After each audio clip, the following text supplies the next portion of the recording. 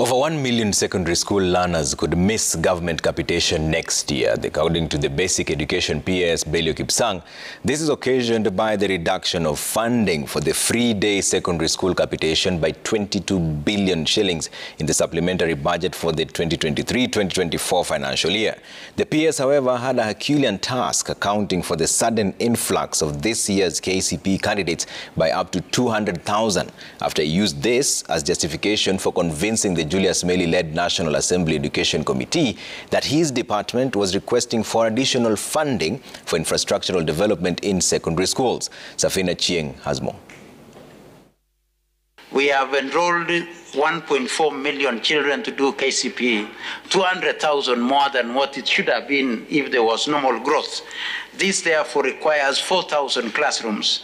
It was this revelation by the Basic Education Principal Secretary Belio Kipsang when he appeared before the National Assembly Education Committee to shed light on the supplementary budget estimates for the financial year 2023-2024 that became a subject of controversy, with the MPs wanting the PS to explain whether this sudden surge was occasioned by the treacherous registration of grade 6 learners. Are we trying to say that there are some children who intentionally skipped going to grade 7 in the new curriculum and their parents got away to register them to do KCPE? This is the last examination.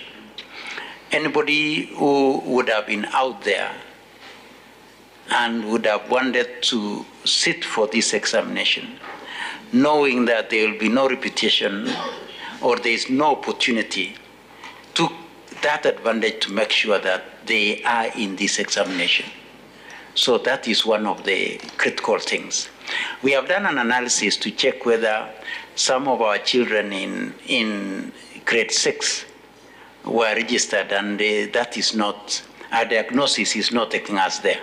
Seemingly unconvinced by the PS's move to use this influx as justification for requesting for additional funding for infrastructural development in secondary schools, the committee accused the Ministry of Education for falling short in their planning. So this registration is a process. By the time they are sitting for these exams, did you notice this, or you noted at the time of sitting for exams? Did these kids drop out somewhere? Suddenly they came back.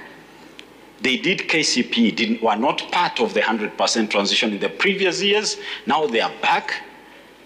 If this is the type of student you are dealing with, why do you need an extra 1 billion? They may just sit that KCPE and go back to where they were, which is not going to school.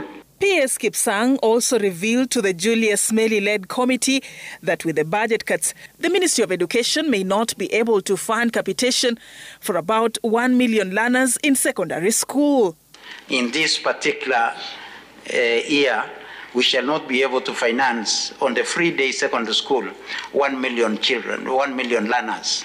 The supplementary estimates has increased the budgetary allocation for the State Department of Basic Education from 147.8 billion to 156.7 billion, an increase of 8.9 billion shillings, part of which will cater for capitation for JSS learners, which has been allocated 5.5 billion shillings, and an allocation of 3.8 billion shillings for the school examination and assessment. We have been allocated 3.8 billion shillings for examination, KCPE, KCSE, and Kipsang. We had promised our examiners that we shall enhance their payment. For us to be able to do this, we shall need an additional 700 million. The Ministry of Education also lamented over the 4 billion shillings cut on funding allocated for capitation for TVETs. We have come down to a figure which is 3,500, which is actually underfunding students.